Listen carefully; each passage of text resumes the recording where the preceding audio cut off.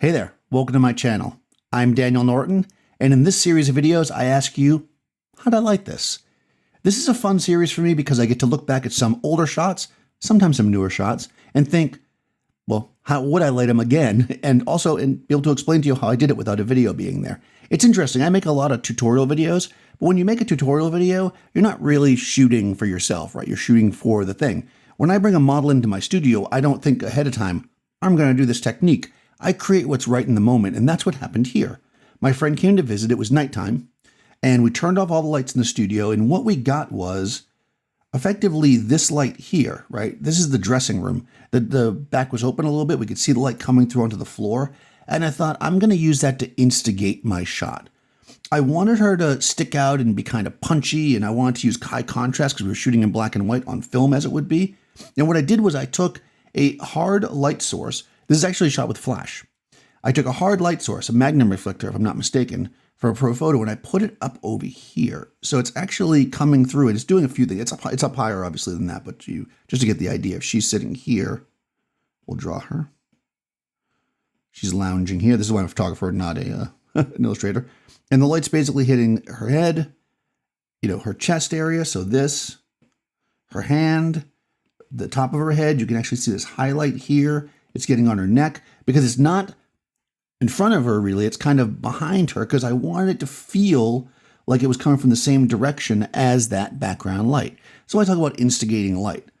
This light here, though, however, is actually a fill that's kind of above her. I also took a softbox and I put it above her, and that's actually coming straight down. So again, if this is her, I'm going to get rid of this for a second, and let's draw this whole thing in for you. So if this is our subject here, there's one hard light that is behind her coming over here, and that light is going like this. Then above her, so in front of this one from my point of view, is a softbox that's basically pointing down. And that is hitting her leg.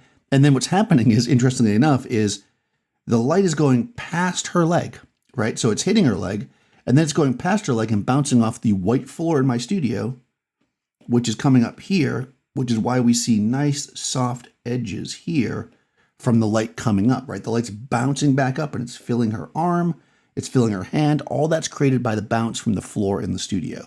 So one hard light, boom, one soft light, boom, together. One's not really truly filling the other. It just kind of is a series of lights in the space, creating something that's very organic.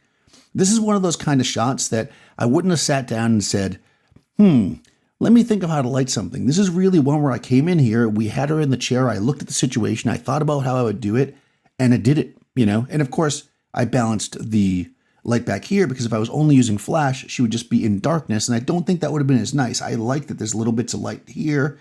I like that you can see this. We're getting a little bit of the refrigerator over here, and that's just like residual light bouncing around because modeling lights and everything else, right? So we have this like blend of light. So I would love to know how you would light this.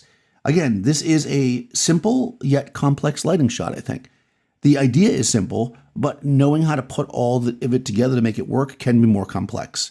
Let me know what you think in the comments below. Also, check the description. You can see a link to my Discord server if you want to sign up over there and join the conversation.